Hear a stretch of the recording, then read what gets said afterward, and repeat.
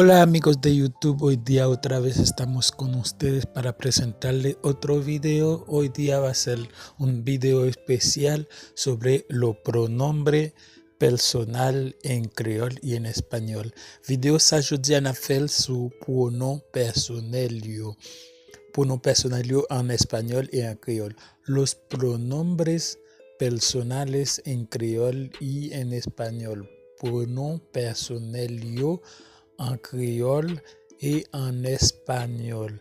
Y comenzamos. Yo, moi, moi, yo, moi, tú, ou, tú, tú, él, ella, usted, él, ella, usted, li, él, ella, usted, nosotros, nosotras, nous, nosotros, nosotras, nous, nosotros, nosotras, nous,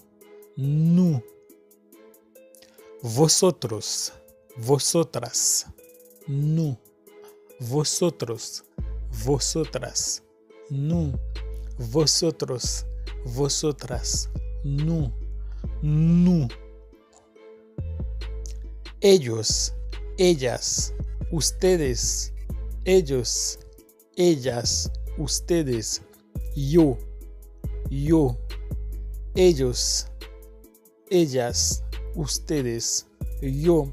Hay diferencia entre yo en español y yo, que es el tercer plural.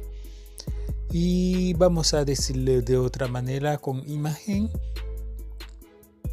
Yo, moi, yo, moi. Tú, ou, él, ella, li, él, ella, li. Nosotras, nosotros, nosotras, nous, nosotros, nosotras, nous. Vosotros, vosotras, nous, ellos, ellas, yo, ellos, ellas, yo. Muchas gracias por ver este video hasta el final y à la próxima. Merci parce que ouais, vidéo ça jusqu'à ce qu'elle finisse. Hasta la prochaine. À la prochaine.